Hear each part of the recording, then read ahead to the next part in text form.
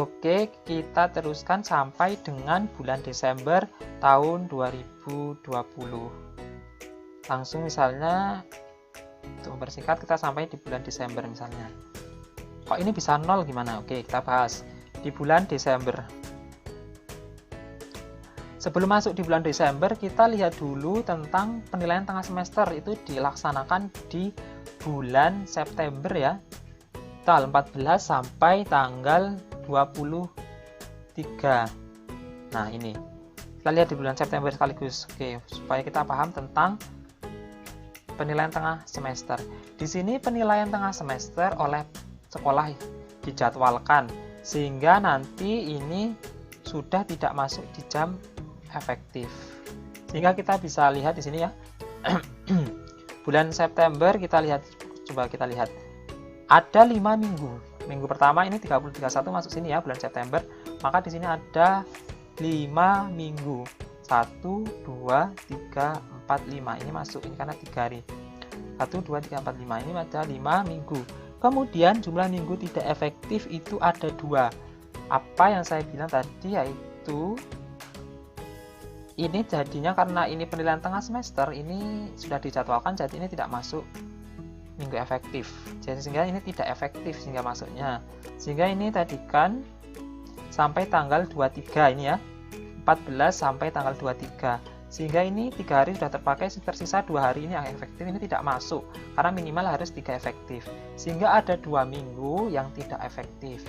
Sehingga di sini ada 2 minggu tidak efektif, sehingga minggu efektifnya itu ada 35 kurangi 2, 3, 1, 2, dan 3. 1, 2, 3 gitu ya. 1, 2, 3. Oke. Terus yang ini kemudian kita lanjut dulu nggak apa-apa ke bulan Oktober ya sekaligus. Tidak terlalu lama juga. Ke bulan Oktober. Ini yang tadi ini masuknya di bulan sebelumnya yaitu di bulan September 1 2 karena ini 2 hari efektif ya masuk ke bulan September. Oke, berarti ini ada berapa minggu? 1 2 3 4. Di bulan Oktober ada 4 minggu. 1 2 3 4.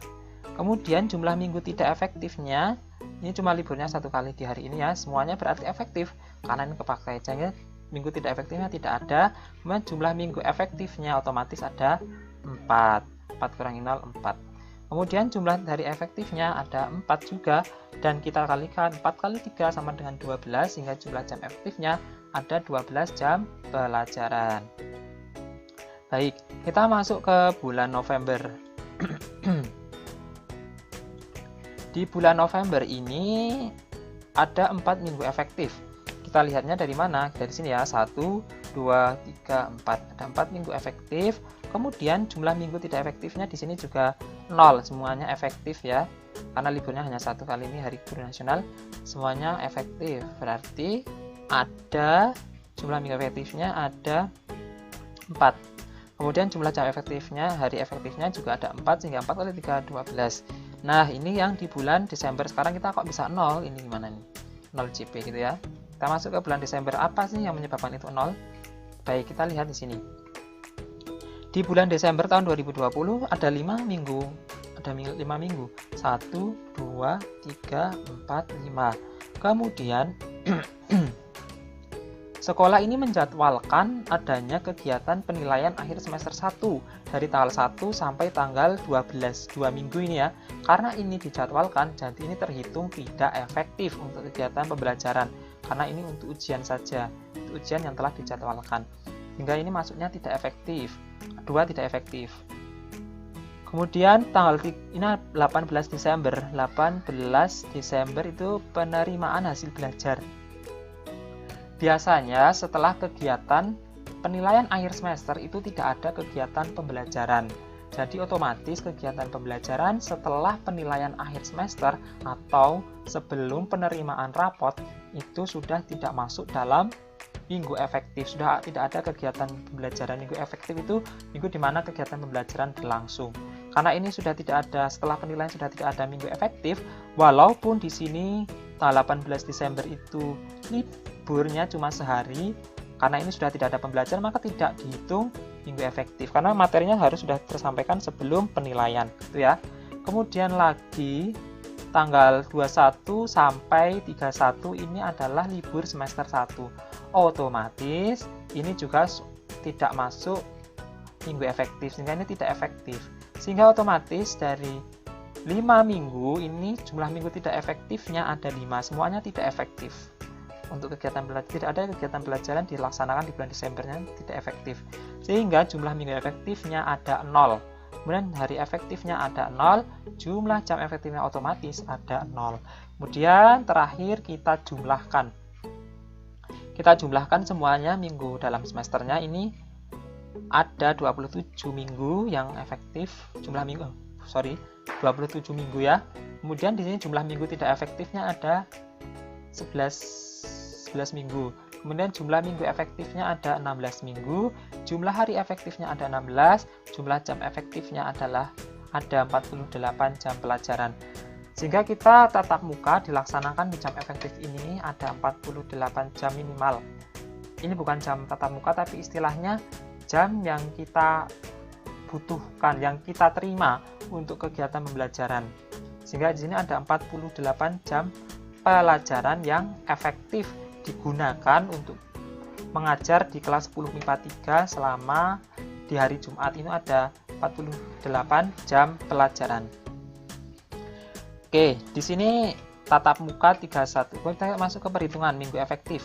Kategori jam efektif yang pertama ada tatap muka 31 jam pelajaran. Loh, kok 31?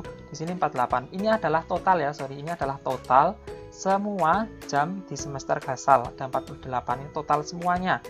Yang dianggarkan itu ada 48 jam pelajaran. Kemudian tatap muka ini dari mana?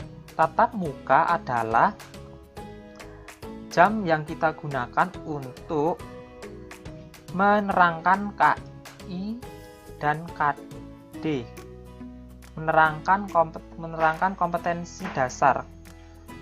Untuk menerangkan kompetensi dasar, di mana di sini kompetensi dasar itu kita terangkan, kita butuh waktu untuk menerangkan itu sebanyak 31 jam pelajaran. Dari mana kita dapat 31 jam pelajaran ini ya? Itu dari sebelum kita masuk ke sini, kok tatap muka itu 31. Kita masukkan di sini ada formatnya seperti ini. Ini nomor standar kompetensinya 3.1 ini menjelaskan metode ilmiah dan seterusnya. Kemudian 4.1 ini seperti ini. Ini alokasi waktu yang kita berikan itu sesuai dengan kebijaksanaan guru. Kok bisa kebijaksanaan guru itu berdasarkan pengalaman dan berdasarkan apa yang pernah kita alami, sehingga kira-kira materi ini diselesaikan berapa jam pelajaran gitu. Misalnya yang pertama ini di nomor 3.1 menjelaskan metode ilmiah ini alokasi waktu jam pelajaran, guru itu mengalokasikan 2 jam pelajaran berdasarkan kesepakatan guru, 2 jam pelajaran. Sehingga bisa jadi dari guru di sekolah satu dengan sekolah yang lain itu bisa menganggarkannya berbeda-beda, tergantung gurunya menganggarkan berdasarkan kesepakatannya berapa. Di sini tidak juga di sekolah lain, mungkin dari guru satu dan guru lain juga bisa beda, tergantung kebijaksanaan ini mau menganggarkannya berapa. Tapi di sini saya anggarkan, misalnya di sini metode ilmiah, guru ini menganggarkan 2 jam pelajaran diselesaikan dalam 2 jam pelajaran. Kemudian yang 4.1 2 jam. Kemudian yang mungkin agak-agak sulit memahami gitu kan, sulit, itu dikasih 3 jam pelajaran. Kemudian yang agak rumit-rumit juga mungkin dikasih 3 jam pelajaran, yang mungkin butuh waktu untuk memahaminya, sehingga guru mempunyai kewenangan untuk menentukan ini sesuai dengan proporsi dan kemampuan siswa dalam memahami materi, kira-kira selesai berapa pertemuan atau berapa jam pelajaran. Sehingga kita total jumlah jam tatap muka itu ada 31 jam pelajaran. Kemudian ada 31 jam pelajaran, kita masukkan di sini kan tatap muka ada 31 jam pelajaran. Kemudian penilaian harian itu kita anggarkan 4 jam pelajaran. Penilaian harian itu biasanya waktunya yang dibutuhkan di sini itu 2 jam. Sehingga kalau 2 jam pelajaran itu berarti 8 bagi 4 2. 8 bagi 4 itu 2 jam pelajaran. Kok 4 itu dari mana? Berarti kita menganggarkan penilaian harian itu dilaksanakan sebanyak 4 kali. 4 kali dan masing-masing ulangan harian itu dilaksanakan 2 jam. Sehingga 4 kali 2 sama dengan 8 jam. Kemudian kategori jam efektif ini sudah tidak masuk. PTS ini karena terjadwal sehingga kita tidak usah memasukkan ini ke dalam jam efektifnya berapa, itu tidak usah karena sudah dijadwal oleh sekolah. Kalau misalnya belum, kita jadwalkan sendiri. Biasanya PTS itu ada sekolah yang tidak menjadwalkan. Kemudian kita tentukan sendiri ini PTS-nya mau kapan. Tapi ini di contoh yang saya berikan itu sudah terjadwal sehingga kita tidak usah memberikan jam efektifnya berapa. Sehingga ini masuk ke di luar jam efektif. Karena sudah dijadwalkan gitu ya. Kemudian pas juga di sini sudah dijadwalkan sehingga kita tidak usah repot-repot mencari jam. Kemudian otomatis di sini ada cadangan. Kita jumlahkan ini 31 ditambah 8 ada 39 jam pelajaran. Di mana totalnya harusnya yang telah kita anggarkan totalnya harus 48. Sehingga masih ada sisa 9. Sehingga kita anggarkan ini sebagai cadangan. Cadangan loh, buat apa cadangan? Cadangan itu digunakan apabila misal di hari apa kita berhalangan hadir karena mungkin sakit atau lain halnya sehingga kita tidak bisa mengajar, atau karena ada urusan lain, urusan dinas dan lain sehingga kita tidak bisa mengajar, kita sudah mempunyai jam cadangan di sini ya, bisa kita gunakan untuk mengajar gitu. Seperti itu. Oke, mungkin itu formatnya. Mungkin ada pengetahui kepala sekolah, juga ada tanggal, kemudian guru mata pelajaran itu disampaikan. Itu formatnya seperti ini sebagai contoh. Oke, itu sudah semua saya bahas di perhitungan minggu dan jumlah jam efektif. Kurang lebihnya dari saya mohon maaf dan silahkan untuk mencoba membuat perhitungan minggu atau jumlah jam efektif. Selamat mencoba.